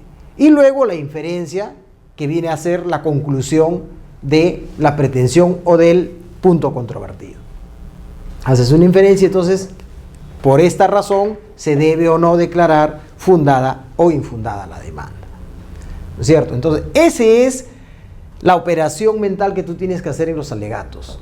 No es ya una argumentación sin corroboración de pruebas, sin corroboración de argumentaciones. Los alegatos vienen a ser, como les decía anterior, cuando estaban ustedes primero, una propuesta de sentencia, ¿no? Tú en los alegatos tienes que demostrar una propuesta de sentencia. Es un proyecto de sentencia, ¿no? Muy bien. Juzgamiento anticipado. Muy bien. La audiencia de pruebas, ya lo hemos visto, se tiene que llevar a cabo, pues, bajo los principios de dirección o autoridad del juez, bajo el principio de inmediación, oralidad, publicidad y concentración, ¿no? Esta audiencia se lleva a cabo conforme a los artículos 188 al 304. Eso ya lo hemos estudiado en las clases anteriores. Las pruebas se actúan en una audiencia única, específica en todos los procesos, ¿no? En el caso del proceso abreviado se trata de una audiencia donde solo se trata el tema de la prueba, exclusivamente. La fecha es inaplazable si no concurre una sola parte. Si concurre solo una parte, se lleva a cabo con ella. Si no concurren las dos partes, en la primera audiencia se declara concluido el proceso. Antes había una doble oportunidad, ahora no. Basta que las dos partes no concurran a la primera audiencia, se acabó el tema. La audiencia es única y es pública. Se puede disponer la continuación de la audiencia en otra fecha, obviamente, previa motivación, ¿no? Dada la naturaleza de la controversia. Concluida la actuación de los medios de prueba, el juez concede la palabra a los abogados que la soliciten para que hagan algunas observaciones de la audiencia, para que se consignen en el acta de la audiencia de pruebas. Alegatos, en este caso, ¿no? 5 días. 5 días es un plazo común para el proceso de conocimiento y para proceso abreviado, para presentar un alegato escrito.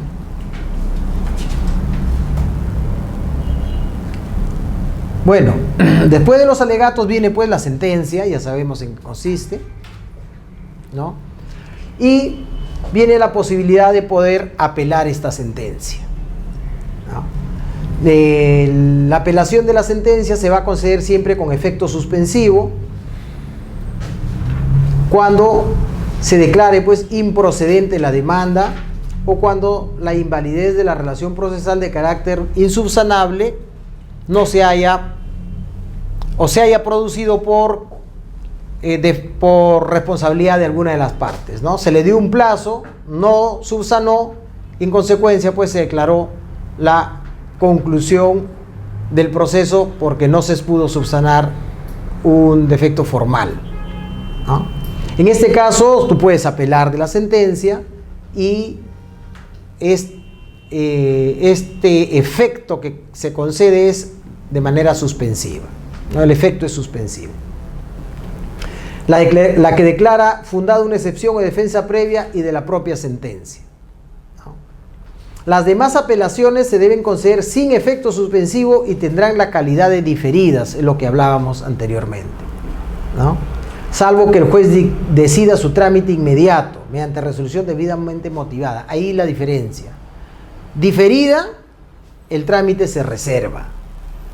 ¿Hasta cuándo se reserva? El superior lo resolverá si es que apelas la sentencia y si te es contradictoria. Pero si te favorece y no apelas, entonces ya no tiene por qué resolverse, ¿no? En cambio, cuando no es con la calidad de diferida, el trámite sí tiene que ser inmediato por el superior, ¿no? Puede ser con efecto, sin efecto, pero si no es con la calidad de diferida, el juez superior tiene que resolver inmediatamente. En segunda instancia, el trámite del proceso abreviado se limita a lo siguiente, ¿no? En principio, llegada la apelación a la segunda instancia, se debe correr traslado de esta a la otra parte para que efectivice los agravios. En los procesos de conocimiento abreviado, el superior confiere traslado del escrito de apelación un plazo de 10 días. Ya estamos en la segunda instancia, en la que en el proceso abreviado ha llegado la apelación, ya tiene conocimiento el juez superior o la sala superior, se aboca, asume competencia y corre traslado.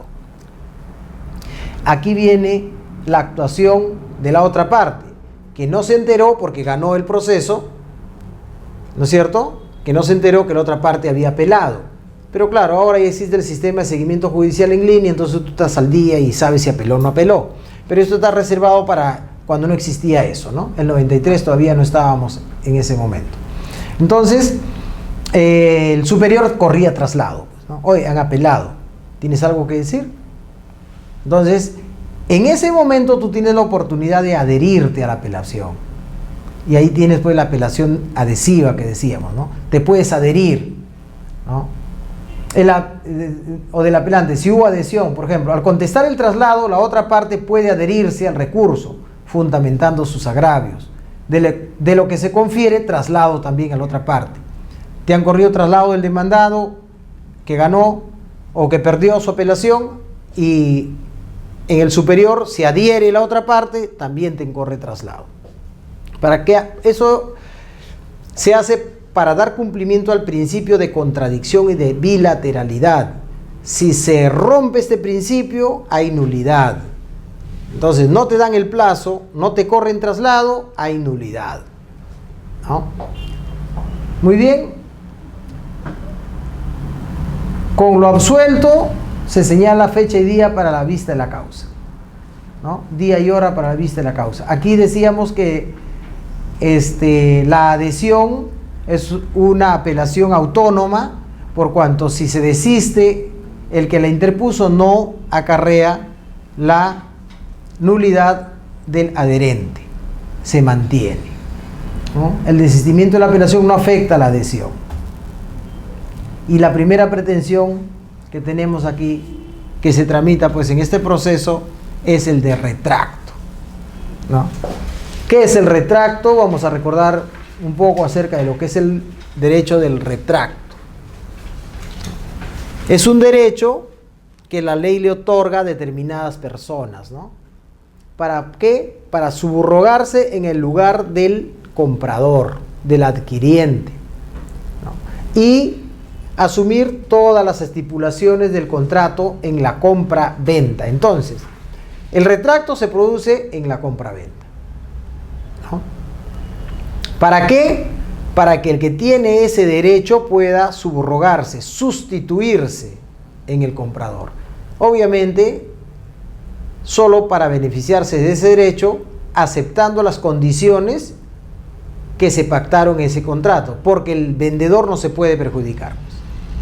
Entonces, el vendedor, ¿no?, transfiere el inmueble bajo ciertas condiciones, precio y un conjunto de cláusulas, ¿no es cierto? Pero si hay alguien que dice, no, se lo vendes a él y estás postergando mi derecho, tú debiste ofrecerme primero a mí porque yo también tengo interés en comprarte, y la plata de él vale igual a la plata mía, y lo que tú quieres es dinero y te es indiferente quién te lo pague. Lo que tú quieres es vender. ¿Y a cuánto lo has vendido? Has vendido la casa en $350,000. Pues yo también te lo puedo pagar. Yo sí tengo un derecho preferente ahí. ¿Por qué? Porque soy copropietario o cosas por el estilo, ¿no?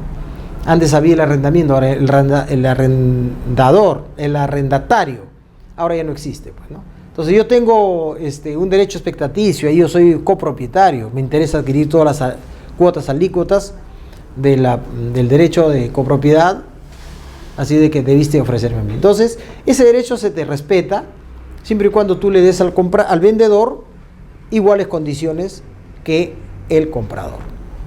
Entonces, ese derecho del retrayente, pues, se respeta siempre y cuando, pues, reembolse el costo, los gastos, los tributos, para efectos de que no se perjudique tampoco el comprador, ¿no? El artículo 1592 del Código Civil nos dice pues que es improcedente el retracto en las ventas hechas por remate público. Claro, el remate público pues consagra, ¿no?, y el nacimiento de una nueva relación jurídica, ¿no? Como consecuencia del remate público se extinguen todas las afectaciones, cargas y derechos que puedan recaer sobre el inmueble rematado o del bien rematado, ya sea mueble o inmueble, ¿no?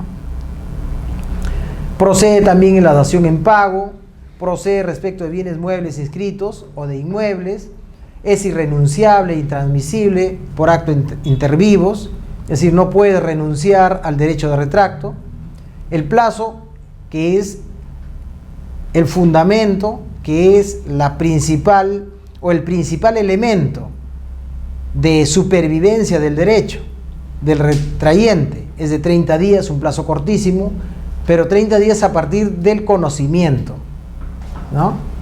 De la fecha a la que del conocimiento de la transferencia, ¿no? 30 días del conocimiento de la transferencia. Entonces, en el derecho de retracto, todo va a circunscribirse, a dilucidar si es que el retrayente tiene o no tiene derecho, por cuanto se enteró o no se enteró dentro del plazo o fuera del plazo.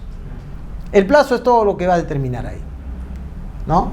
Si no se le comunicó dentro del plazo, bueno, y él ejercita su derecho dentro del plazo y acredita el derecho, no hay nada que discutir, ¿no?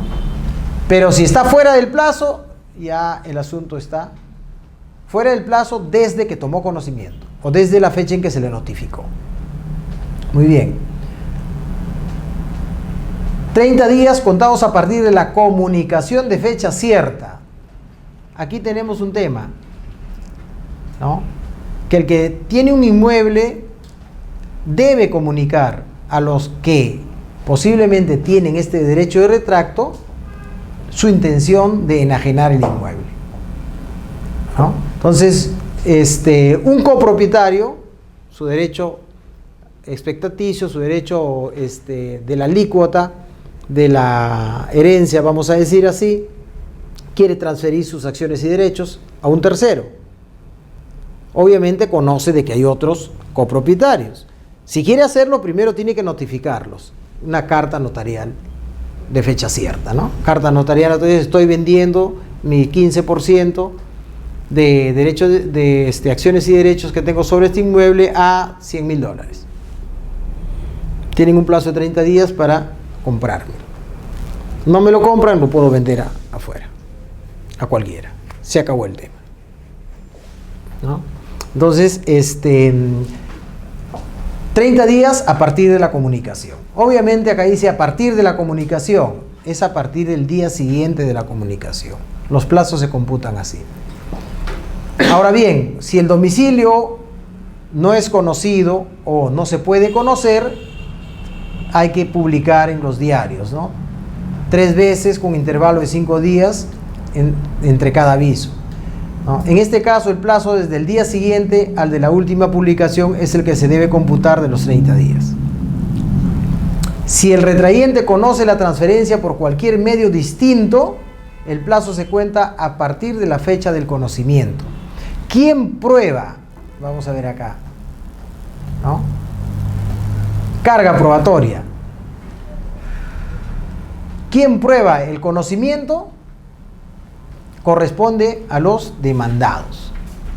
Los demandados son los que tienen que probar que el retrayente conocía, ya sea porque lo notificaste, ya sea porque te informó en algún momento de que conocía el hecho, pero tú tienes que acreditar que él conocía, con testigos.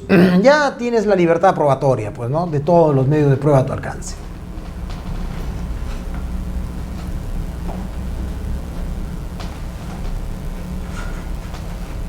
Muy bien. ¿Qué más acá? Legitimidad activa y prelación del derecho de retracto. ¿Quiénes tienen este derecho?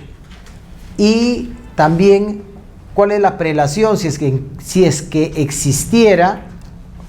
existieran varios titulares de este derecho, ¿no? ¿Cuál es la prelación? La prelación es el orden en el que te establece este artículo 1599 del Código Civil.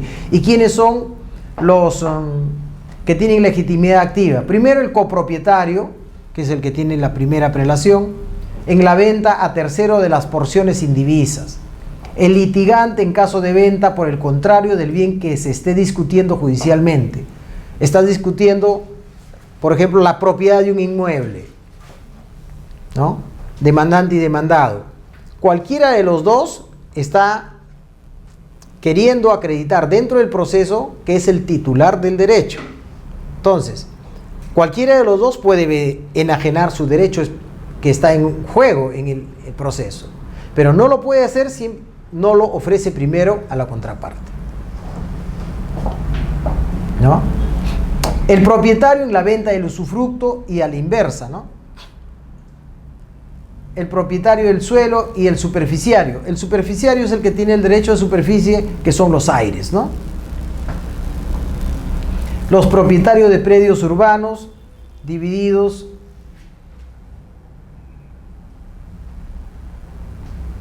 a ver, ¿dónde estamos? Materialmente en partes, que no puedan ejercitar sus derechos de propietario sin someter las demás partes del bien a servidumbres o servicios que disminuyan su valor. Propietario de la tierra colindante cuando se trate de la venta de una finca rústica cuya cabida no exceda la unidad agrícola o ganadera mínima respectiva. Fíjense esto. O cuando aquellas y estas reunidas no excedan dicha unidad. Existen unidades mínimas agrícolas, ¿no? Por ejemplo, creo que son 5 hectáreas o 4 hectáreas. Cuando son menos, se tratan ya no de unidades agrícolas, sino se tratan de, le llaman de huertos. Son catalogados en la ley agraria como huertos. Tienen su huerto de 2 hectáreas, 3 hectáreas. Entonces, no, eriazo es cuando no tiene habilidad para explotarlo agrícolamente, ¿no? Salvo que tú lo habilites, ¿ya? Pero los huertos sí tienen agua, son terrenos cultivables, pero son pequeños. Una unidad agraria, dependiendo de la legislación, yo creo que es 3 o 5 hectáreas. ¿Ya? Pero ¿qué pasa si tu vecino, tú tienes 3 hectáreas, y tu vecino también tiene 3 hectáreas? Tu vecino no puede venderlo a cualquiera. Tiene que ofrecértelo primero a ti para que así pueda completar una unidad agraria. ¿Ya? A ese supuesto se refiere. Ahora bien, en el tema de prelación, cuando se hayan efectuado 2 o más enajenaciones antes de que expire el plazo para ejercitar el retracto, este derecho se refiere a la primera enajenación, es decir, solo se va a cuestionar la primera compraventa. ¿Por qué? Porque se presume que las otras son nulas. Es decir, si tú logras establecer que tenías el derecho, demandas al primer adquiriente nada más. Al segundo, al tercero ya se caen solas por disposición expresa de la ley. Quedan sin efecto las otras enajenaciones. Requisitos y anexos especiales para interposición de la demanda, ¿no? Aquí el requisito principal es el depósito del dinero, pues. Si es que conoces a cuánto ascendía el monto de la compraventa. Ahora, si no lo conoces, ofreces, ¿qué cosa? Pagarlo una vez que se conozca. ¿Y cuándo lo vas a conocer? Cuando se conteste la demanda. Entonces, inmediatamente lo que haces es ofrecer cancelar inmediatamente apenas conozcas con la contestación de la demanda. Te dan un plazo de 3 días, tienes que presentar el certificado de depósito. No lo haces, se cae la demanda. Si el retrayente desconoce la contraprestación pagada o debida por el adquiriente, ofrece hacer el depósito u otorgar garantía dentro del segundo día de su conocimiento. Requisito especial de la contestación de la demanda. ¿Quién contesta la demanda? Contesta el vendedor y el comprador. Tú demandas a los dos, porque tú eres un tercero. En la contestación se debe indicar expresamente, ¿no?, si se conoce o se desconoce el precio. Improcedencia especial de la demanda. Además de los supuestos del 427, ahí tenemos pues legitimidad, condiciones de la acción y todo eso. Será rechazada si el retrayente no cumple con alguno de los requisitos previstos en el 495. ¿Cuáles son? El certificado de depósito. El 498, ¿cuál es? Ofrecer o hacer el depósito dentro del plazo establecido de 2 días luego de haber conocido. Carga probatoria, ¿no? Carga probatoria. Aquí se desplaza la carga probatoria hacia el demandado, ¿no? Aquí se advierte el desplazamiento de la carga probatoria.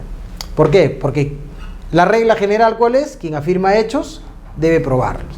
En este caso, quien debe probar que se comunicó y no ejercitó el derecho dentro del plazo es el demandado.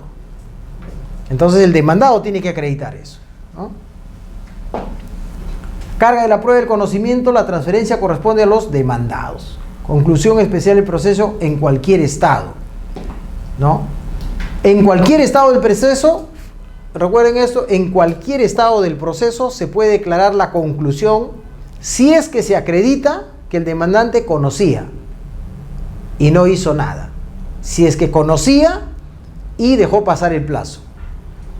Entonces ahí tenemos que en este proceso la prueba, si se quiere, pilar fundamental del derecho de retracto, no se agota en los actos postulatorios, ni tampoco se agota en la actuación de prueba. Porque tienes una reserva que en cualquier estado del proceso, si se logra acreditar que conocías y dejaste pasar el plazo, el juez declara la conclusión del proceso. ¿Por qué? Porque por seguridad jurídica se establece una prevalencia frente al derecho del comprador, ¿no? Solo si has sido diligente y realmente has hecho respetar tu derecho dentro y conforme a las formalidades, se te puede dar este derecho de retrayente. Además, te obliga a pagar una multa no menor de 20 ni de 40 unidades de referencia procesal, ¿no? Además de las costas y costos. Acumulación sucesiva de procesos puede acumularse siempre y cuando existan pues más de un comprador, como ya lo hemos visto, con la prelación del artículo 1600, ¿no? El orden de referencia es 1599. Muy bien, hasta ahí llegamos. ¿Ya? Dejamos los otros temas para la siguiente clase, para mañana, para el viernes, donde vamos a terminar, espero, lo que es los otros supuestos, las otras pretensiones del proceso abreviado y el proceso sumarísimo, ¿no? Y dejando ya para la siguiente semana, ¿tenemos una semana más o 2 semanas más? 2 semanas más. Bueno, ya no importa. Ya, porque creo que tenemos esta semana y la otra semana, vamos a ver, porque con el proceso sumarísimo terminamos lo que son los procesos de conocimiento. Y recién hemos hecho un proceso, ¿no? Nos faltan 3. Claro, los 3 se fundamentan en todo esto y ya son, salvo alguna regulación especial, ¿no? Por ejemplo, el proceso cautelar, ¿no? Con todas las posibilidades de medidas cautelares, ¿no? Diferentes medidas cautelares: secuestro, medida innovativa, medida no innovar, embargo en forma de retención, en forma de administración y todo ese tipo de cosas que lo vamos a ver como una visión rápida.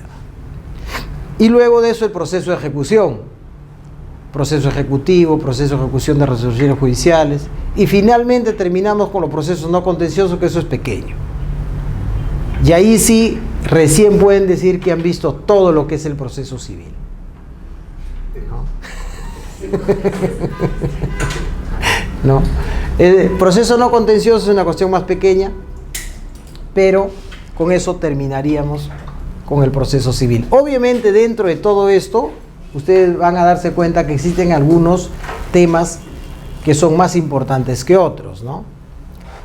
No sé qué temas que merecerían pues una atención especializada, ya pues de un análisis más profundo. Yo podría decirle la cosa juzgada, por ejemplo, ¿no? De repente, ¿no? ¿Qué otra cosa podría ser la nulidad? ¿No? ¿Qué otro tema podría verse de manera profunda? Bueno, es cuestión de que se analice, ¿no? Las medidas cautelares, la medida cautelar de no innovar y de innovar, son 2 medidas cautelares que se usan y que pocas veces se conceden, ¿no? Bueno, ya lo vamos viendo. Gracias, autores.